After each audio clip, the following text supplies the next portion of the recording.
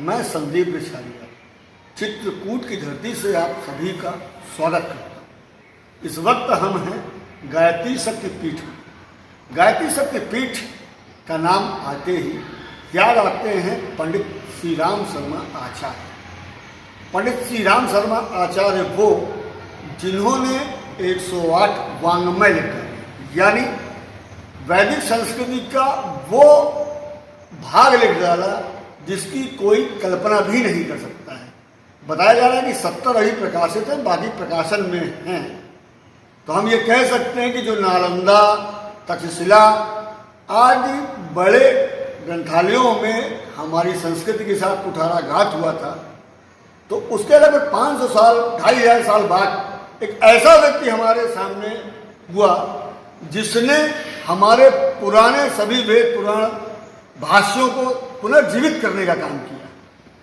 तो हम कोरोना काल में श्री राम शर्मा आचार्य जी द्वारा की गई तमाम भविष्यवाणियों के सिलसिले में बात करने आए हैं चित्रकूट में गायत्री शक्तिपीठ के प्रमुख श्री रामनारायण त्रिपाठी जी के पास। श्री त्रिपाठी जी, आपका स्वागत है। नमस्कार। नमस्कार त्रिपाठी जी, श्री शर्मा जी ने, आचार्य जी ने कोरोना को लेकर क्या भविष्यवाणियाँ की थी? गुरुदेव ने अपने वाङ्मय 27 में आज से 70 वर्ष पहले ये घोषणा किया था कि चीन एक कीटाणु बम बनाएगा और जिसके कारण से संपूर्ण दुनिया महामारी में फैल जाएगी, महामारी में पहुंच जाएगी और उससे दुनिया में बहुत सारे लोग मरेंगे। लेकिन भारत इस बीमारी से भी आश्चर्यजनक तरीके से निकल के बाहर आएगा और उसका परिणाम ये होगा कि भारत का विश्व में प्रभुत्व बढ़ेगा, लोग आश्चर्य की दृष्टि से देखेंगे और भारत को नेतृत्व करने के लिए लोग आगे लाएंगे। WHO से लेकर संयुक्त राष्ट्र संघ की जो मान्य संस्थाएं हैं, इनका अस्तित्व घटने लगेगा और भारत प्रमुखता के साथ उसमें आएगा, ये उन्होंने पहले संकेत दिया। ऐसे ही नोटबंदी को लेकर भी गुरुदेव ने संकेत दिया था कि 86 में कि ठीक 30 वर्ष बाद सरकार उस पर अपना अधिकार कर लेगी धन पर और लोग उस धन को जिस प्रकार से कमाया है कैसे फेंकेंगे, कैसे नुकसान पहुंचाएंगे, तमाम बातें उन्होंने लिखी थी। और आगे उन्होंने लिखा कि ऐसे प्रकृति ऐसे अपने स्वरूप को प्रस्तुत करेगी जिसके कारण से लोग अपनी पुरातन संस्कृति, सनातन संस्कृति की ओर लौटने के लिए विवश होंगे। ऐसे प्रकृति के तांडव या डंडे होंगे और उसके कारण से लोगों को लगेगा कि हमारा सनातन धर्म और सनातन संस्कृति अच्छी थी। जैसे इस कोरोना ने लोगों को ये सिखा दिया कि कुछ जीवन व्यक्ति को अपने लिए एकांत सेवन के लिए भी देना चाहिए और उसमें स्वाध्याय, सत्संग, अच्छे काम करने चाहिए। कैसे स्वच्छता से हाथ धोना, पैर धोना, ये हमारी संस्कृति रही। कभी हम भोजनालय में या घरों में पहुंचते थे, बाहर से घूम के आते थे, तो हमारे बड़े बूढ़े कपड़े धोने, नहाने और इसके बाद अंदर जाने की बात करते थे, तो ये समझ में नहीं आता था। लेकिन आज जब WHO ने गाइडलाइन जारी की और इस कोरोना वायरस के कारण सारी दुनिया बिल्कुल सिमट के एक जैसे जगह घरों में बंद हो गई और जो गाइडलाइन आई उसको मानने के लिए विवश हो गया, वो सारी गाइडलाइन हमारे सनातन धर्म में, सनातन धर्मियों ने, हमारी संस्कृति ने पहले से स्वस्थ जीवन, स्वच्छ जीवन और सभ्य समाज के लिए दिया हुआ था। उसे बाद में यद्यपि उसकी वैज्ञानिकता का ज्ञान न होने के कारण लोगों ने कभी छुआछूत या कभी आडंबर या कभी होगापंथी मान्यताओं के रूप में लेना शुरू कर दिया था, लेकिन आज सबको हमारी इस संस्कृति वैज्ञानिकता का अनुभव होने लगा। यद्यपि ये प्रकृति के द्वारा दिया हुआ एक प्रकार का दंड, सामूहिक दंड है। मनुष्य जीवों के साथ अत्याचार करने लगा, संस्कृति के साथ अत्याचार करने लगा, धर्म और ईश्वर को मानना अस्वीकार करने लगा और जब सारी दुनिया, यहाँ तक कि वैज्ञानिक कहने लगे कि हमारे ओजोन परत में छेद हो गई, ये कभी अब बंद नहीं हो सकती, बड़ा अनर्थ हो जाएगा। गंगा सुधार स्वच्छता के लिए, यमुना स्वच्छता के लिए, नदियों की स्वच्छता के लिए कितने पैसे सरकारों ने खर्च किए, लेकिन काम कुछ भी नहीं हुआ।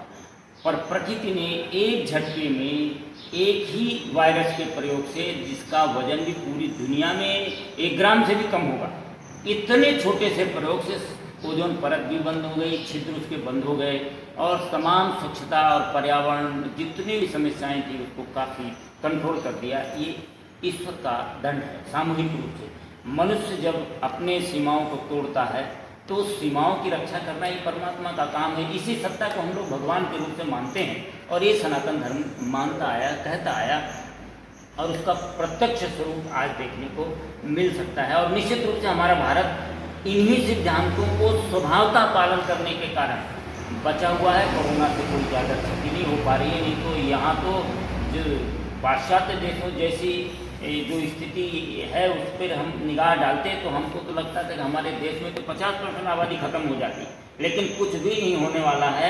ये बहुत समय निकल गया है, आगे भी बिल्कुल आसानी से निकल जाएगा, क्योंकि ये सनातन संस्कृति की पृष्ठभूमि में हर व्यक्ति के ये विचारधारा है जो आज कोविड-19 के लिए WHO हमें गाइडलाइन के रूप में दे रहा है।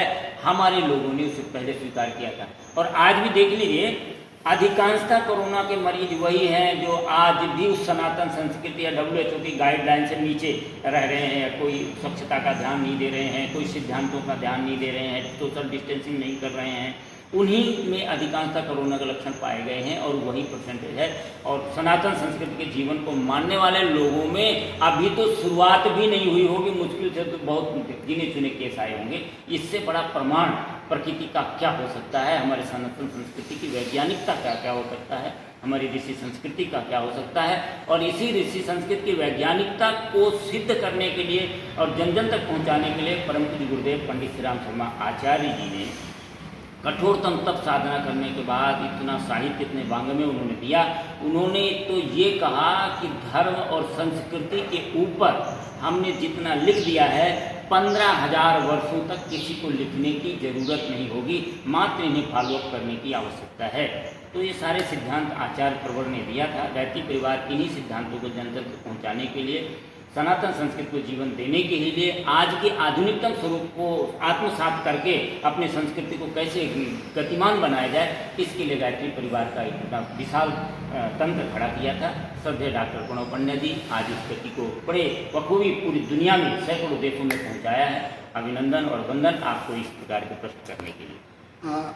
मुझे ये बताइए त्रिपाठी जी कि जैसे आज आपने अभी एक मुद्दा उठाया कि नदियाँ साफ हो गई बिना पैसे के, पर्यावरण साफ हो गया बिना पैसे के, तो क्या सरकार को कोई ऐसी गाइडलाइंस तय करनी चाहिए या मुझे लगता है कठोर नियम बनाने चाहिए कि आने वाले समय में, ये पूरे विश्व का मामला है, सिर्फ इंडिया का मामला नहीं है, पूरे वर्ल्ड में नदियाँ साफ हुई हैं, पूरे वर्ल्ड में सड़कें साफ हुई हैं, पूरे वर्ल्ड का पर्यावरण सुधरा है, लॉकडाउन ने सुधार दिया। तो क्या कुछ पूरे वर्ल्ड लेवल पर ही WHO को या UNO को कुछ ऐसे कठोर नियम बनाने चाहिए कि लोग अब पर्यावरण को ना बिगाड़ें? जरूर जरूर ऐसा करना चाहिए। हमारी संस्कृति में तो व्यवस्था थी, हम लोग तो शांति पाठ करने में प्रतिदिन इस बात को याद करते ओम देवो शांतिरंतरिक्षगम शांति पृथ्वी शांतिरापा शांति। पंच तत्वों की शांति से लेके अंदर और बाहर प्रत्येक व्यक्ति के अंदर की शांति की स्थापना हो, ये हमारी सनातन संस्कृति रही है और इसी के अनुकूल लोग जीवन जीते थे।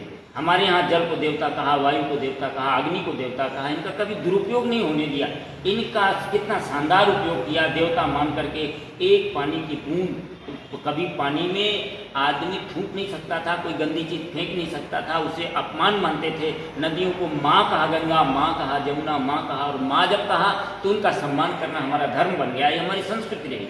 लेकिन बाद में पाश्चात्यकरण ने उसमें भौतिकवाद के कारण हमने उसके अंदर का जो प्राण था वो गायब कर दिया, केवल बाहरी स्वरूप जीवित रखा, आत्मा उसकी गायब हो गई। हमारे सारे कर्मकांड चलते गए, पूजा पाठ चलता गया, सब कुछ चलता गया, हम बोलते भी गए, नदियों की पूजा भी करते गए, लेकिन सच्चे अर्थों में हमने उन्हें माँ के रूप में या जो हमारी सनातन संस्कृति थी उसको नहीं माना। उसका परिणाम आज ये है। और यदि ऐसा WHO या संपूर्ण विश्व में ऐसे नियम बने कि जिससे हमारा पर्यावरण संरक्षित रहे, सामूहिक ऐसे, कभी ऐसे वर्ष में 1-2 बार ऐसे हो कि महीने 15 दिन के लिए लॉकडाउन हो, सब कुछ बंद, तो भगवान का भजन भी करेगा आदमी, पर्यावरण भी शुद्ध होगा, तमाम चीज़ों की बचत होगी। पहले हमारे यहाँ जैसे उपवास का एक क्रम था, कि एकादशी को सभी उपवास करेंगे। इतनी जनता, 50 करोड़ आदमी यदि भोजन नहीं किया एक दिन, तो एक दिन का 50 करोड़ आदमियों का भोजन 50 करोड़ लोगों के लिए सुरक्षित हो गया कि नहीं। कितना शानदार हमारी संस्कृति के सिद्धांत थे, वो सब कुछ था उसमें। सब पर्यावरण से लेकर के, जीवन से, परिवार से लेकर आध्यात्मिक उन्नति, सर्वांगीण विकास तक सब कुछ समाहित था। आज इस संस्कृति की स्थापना की जरूरत है और वास्तव में विश्व में अपना भारतीय संस्कृति ने अपना परचम शुरू कर दिया, लहरा दिया। योग से लेकर के, आयुर्वेद से लेकर के, इस कोरोना ने हमारे उन सनातन संस्कृति के स्वच्छ आंदोलनों से लेकर के सिद्धांतों तक की इस स्थापना की है। डॉक्टर साहब, जैसे कि आप आयुर्वेदाचार्य भी हैं और चित्रकूट की भूमि को कहा जाता है कि यहाँ पे आयुर्वेद की बहुत सारी औषधियाँ हैं। कोरोना का काल दिसंबर जनवरी से इंडिया में आया, बहुत ज़्यादा जोर पकड़ा मार्च में। 22 मार्च को देश में सभी लोगों ने जनता कर्फ्यू लगाया और 25 मार्च से लॉकडाउन हुआ। अभी जाकर ये 10 दिन पहले खुला, चित्रकूट में भी अभी खुला, मठ मंदिर खुले। आपको क्या लगता है कि इतना पूरा काल हुआ और जो चित्रकूट का परिक्षेत्र है, ये जो तीर्थ क्षेत्र से हम कह सकते हैं, यहाँ आज तक एक भी कोरोना का मरीज नहीं निकला। इसके पीछे कहीं आयुर्वेद की वो दवाएं तो नहीं कि जो कहते हैं कि अगर सुगंधित रहती हैं और लोगों के आसपास से अगर उनकी हवा भी गुजरी तो वो आदमी पवित्र हो जाता है। हाँ, कई बार लोगों को इन सिद्धांतों पर विश्वास नहीं होता। पहले मैं एक इस सिद्धांत के विश्वास की बात करता हूँ कि अभी 31 मई को संपूर्ण दुनिया में, हमारे 100 देशों में, श्रद्धेय डॉक्टर प्रणव पंड्या जी के निर्देश पर, उनके आदेश पर पूरे दुनिया में गायत्री महायज्ञ हुआ। कम से कम 2500 लाख से अधिक, करोड़ों की संख्या में घरों में यज्ञ हुआ। और उसके बाद से अचानक आपने देखा कि कोरोना के रिकवरी रेट 75% तक हो गए। 75% तक कोरोना की रिकवरी रेट इस समय आ गए। लगातार अचानक ऐसे बढ़ा, जहां 39-40 था वो 75 हो जाना, ये इस सामूहिक यज्ञ का परिणाम था, जिससे हमें पहले भी माना जाता था कि इन औषधियों, इन जड़ी बूटियों, इन प्रयोगों और इन यज्ञों के माध्यम से पर्यावरण को ठीक किया जा सकता था, उसमें मौजूद वायरसों को मारा जा सकता था। विज्ञान भी था और हमारी संस्कृति में तो, आयुर्वेद में तो इतने सारे दवाएँ थी इन सब चीज़ों को मारने और करने के लिए। आयुर्वेद के लिए आज भी ये कोई बहुत बड़ी चुनौती नहीं है। आज भी छोटे छोटे आयुर्वेद के प्रयोगों के द्वारा आदमी ठीक हो सकता है। यहाँ 400 प्रकार की जड़ी बूटियाँ हैं चित्रकूट में, 400 प्रकार की जड़ी बूटियाँ हैं। और ऐसी एक दुर्लभ जड़ी बूटी भी है जो जीवन को कायाकल्प करती है। निर्गुंडी की जड़ होती है, विशेष प्रकार की, यहाँ कुछ वैद्य लोग निकालते हैं। तो यहाँ वाल्मीकि रामायण में भी प्रज्वलित जड़ी बूटियों की बात आई है जो कामदगिरी के ऊपर उपलब्ध होती हैं। कई बार मैंने आँखों से देखा है रात्रि में दिव्य प्रकाश के रूप में, तो वहाँ कुछ प्रकाशित हो रहा है।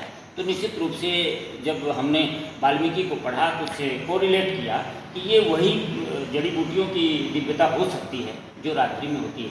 तो ऐसा प्रभाव तो निश्चित रूप से यहाँ है कि यहाँ पर यूपी एमपी दोनों में मिला दिया जाए तो जहाँ तक हमारे चित्रकूट का सराउंडिंग पहुँचता है वहाँ पर किसी भी प्रकार के एक भी कोरोना का मरीज नहीं है। जबकि तमाम देश भर के लोग भी इस बीच में आ रहे हैं, जा रहे हैं, सब कुछ हो रहा है, लेकिन उसकी सुरक्षा कहीं न कहीं कामदगिरी भगवान से लेकर के चित्रकूट की इस पावन धरातल तप साधना और इन जड़ी बूटियों का ही तो प्रभाव कह सकते हैं। धन्यवाद। तो ये थे डॉक्टर त्रिपाठी जिन्होंने हमें बताया आचार्य राम शर्मा आचार्य से लेकर और अब तक का पूरा, साथ में उन्होंने चित्रकूट को भी जोड़ा कि चित्रकूट में आज तक एक भी कोरोना का मरीज न मिलना अपने आप में आश्चर्य की बात नहीं है, क्योंकि चित्रकूट में जो जड़ी बूटियों की भरमार है उनमें तमाम जड़ी बूटियाँ ऐसी हैं जो व्यक्ति का इम्यूनिटी पावर बढ़ा देती हैं और उसको सेवन भी नहीं करना पड़ता है। आगे फिर हम किसी विशेष हस्ती से मिलेंगे, तब तक नमस्कार।